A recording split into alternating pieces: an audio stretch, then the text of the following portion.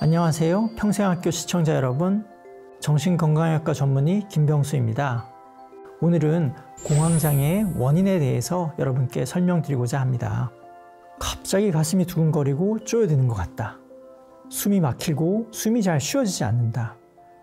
깊이 숨을 쉬는데도 공기가 다 가슴속으로 들어오지 않는 것 같다. 질식할 것 같아서 쓰러질 것 같다. 손발이 저리고 감각이 마비되는 것 같다. 이러다 내가 미쳐버리는 거 아니야? 이러다 내가 죽을지도 몰라. 길바닥에 내가 이러다가 쓰러지면 남들이 나를 쳐다보면서 놀릴지도 몰라. 이런 공포가 갑작스럽게 밀려와서 굉장히 혼란스러워합니다. 사실 공황장애는 정신과 질환이긴 하지만 10년 전, 20년 전만 해도 응급실에서 자주 보게 되는 환자군이었습니다. 환자분이 내가 느끼는 증상이 공황장애가 아니라 심장질환일지도 몰라, 심장마비일지도 몰라, 호흡기에 뭔가 문제가 생긴 거일지도 몰라, 숨이 막히니까 폐에 문제가 생긴 거 아니야? 손발이 마비가 되니까 이러다가 뇌졸중이 온 거 아니야? 중풍이 온 걸 수도 있어. 이러다가 죽을 수도 있겠구나 라는 마음 때문에 갑자기 응급실을 찾아오기 때문이었죠. 공황장애는 정신과 진단이기도 하지만 1차적으로는 내과적인 질환을 배제한 다음에 이후에 내리게 되는 배제 진단이기도 합니다.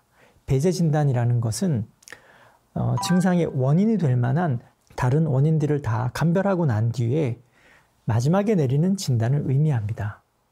가슴이 두근거리고 심장이 쪼여드는 것 같고 흉부에 압박감을 느끼면 그것이 1차적으로 공황장애다라고 진단을 내리는 것이 아니라 심장에 어떤 문제가 있는 것이 아닌지 먼저 진단을 내려야 하는 것이지요. 숨을 들이쉬는데도 공기가 가슴속으로 다 들어오지 않는 것 같고 숨을 쉴 때마다 기도가 좁아지는 것 같아서 뭔가 꽉 막히는 느낌이 든다면 호흡기적인 질환이 있는 것이 아닌가라고 먼저 감별 진단을 해야 합니다. 땀이 흐르면서 쓰러질 것 같고 어지러운 느낌을 받는다면 혹시나 그것이 당뇨나 저혈당에 의해서 쇼크가 와서 그런 것은 아닌지 감별 진단이 필요하겠죠.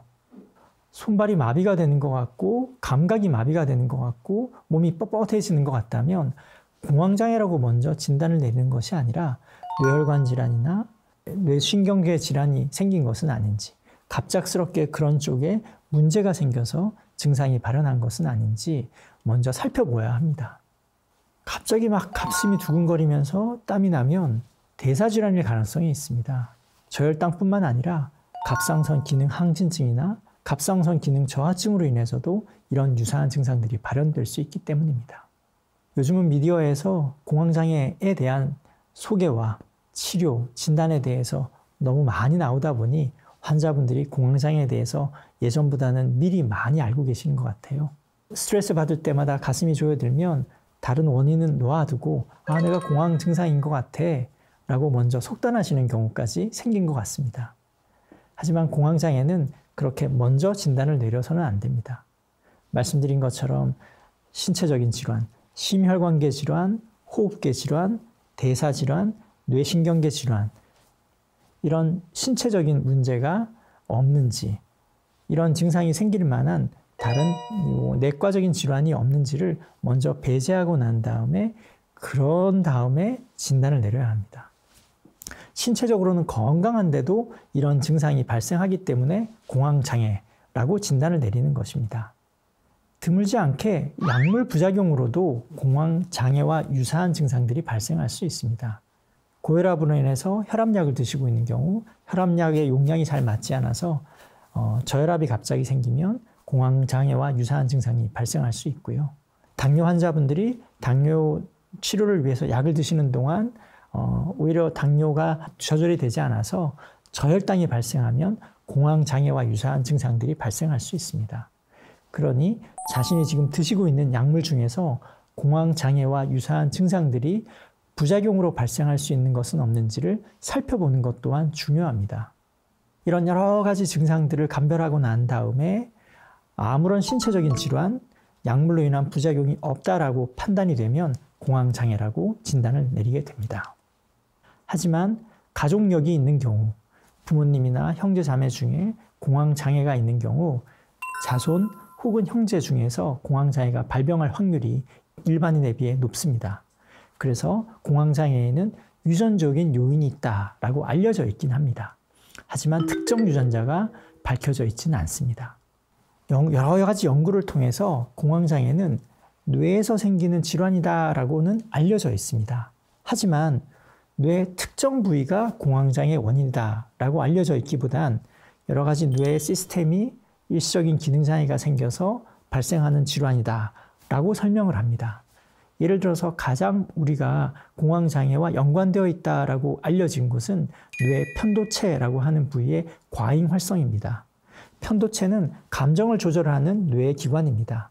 편도체가 과잉 활동을 하는 겁니다.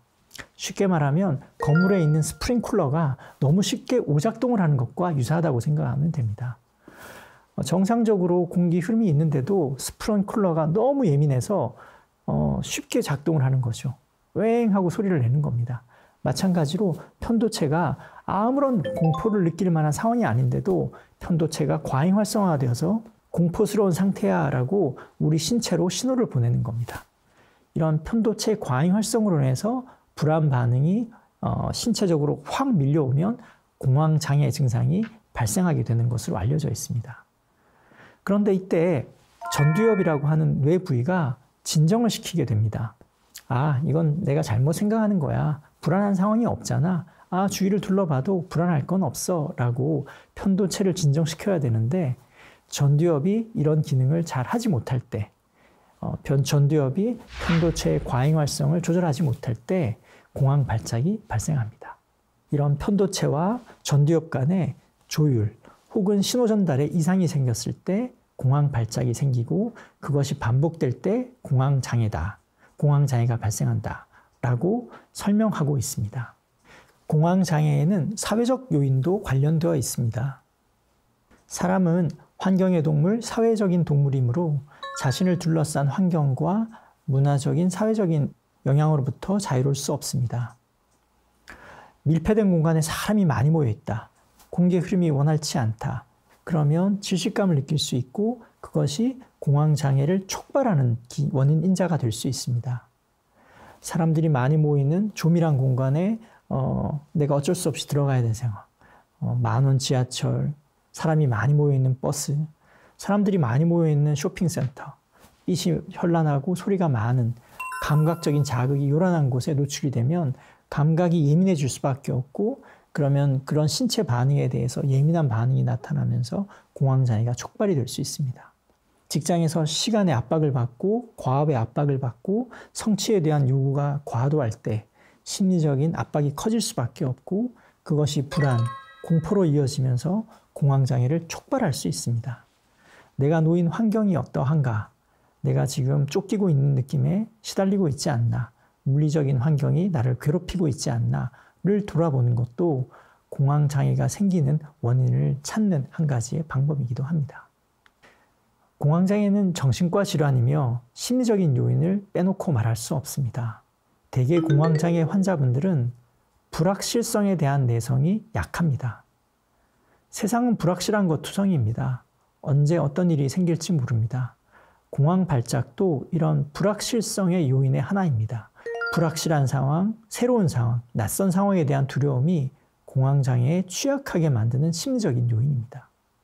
심리적으로 공황장애 증상을 과도하게 공포스럽게 느끼면 공황장애에 취약해질 수밖에 없습니다.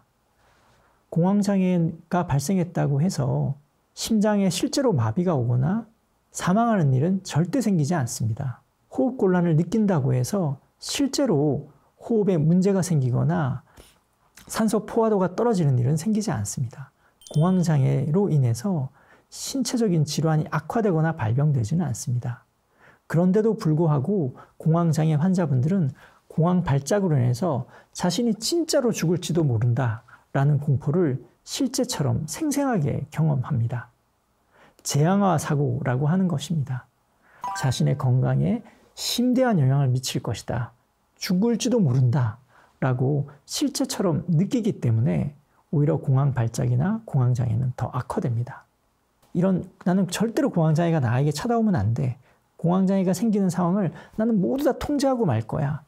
이런 상황들이 생기지 않도록 난 철저하게 관리할 거야. 라고 과도하게 통제하려는 욕구를 가진 사람도 오히려 더 공황장애에 취약할 수 있습니다. 불안 민감성, 신체 감각에 대한 과민성을 가지신 분도 공황장애에 취약한 요인을 갖고 있다라고 얘기를 합니다. 조금만 두근거려도 몸에 문제가 생긴 거 아닐까? 가슴이 약간만 두근거려도 나 심장에 뭔가 문제가 있는 거 아니야? 호흡이 약간만 답답해도 내 폐에 문제가 생긴 거 아닐까? 약간 저린 느낌이 들면 부모님이 뇌졸중으로 쓰러지신 적이 있는데 나도 뇌졸중인 거 아닌가? 라는 식으로 자신의 증상을 과민하게 받아들이는 것이죠. 이런 신체 감각에 대한 과민성이 공황장애의 취약성 요인 중에 하나이며 재발을 촉진하는 요인 중에 하나로 알려져 있습니다. 내 자신이 스트레스를 받는다고 해서 무조건 공황장애가 생기는 것이 아닙니다. 압박을 받는다고 해서 공황 발작으로 다 유발되는 것이 아닙니다. 스트레스를 받거나 힘들 때 가벼운 신체 반응을 느끼는 경우 내가 좀 힘들구나, 스트레스를 받는구나 라고 다독거릴 수 있어야 합니다. 그렇지 않고 이러다가 큰 문제가 생길 거야. 신체적으로 큰 문제가 생길 거야. 심장마비가 올지도 몰라. 내가 미쳐버릴지도 몰라. 라는 재앙적인 사고가 공황 발작을 더 유발하고 악화시킵니다. 자신의 증상과 생각을 객관적으로 관찰하고 떨어뜨려서 관찰할 수 있어야 공황장애로 파급되는 것을 막을 수가 있습니다. 공황장애를 유발하는 심리 기전을 잘 이해하는 것이 공황장애를 치료하는 첫 번째 발걸음입니다.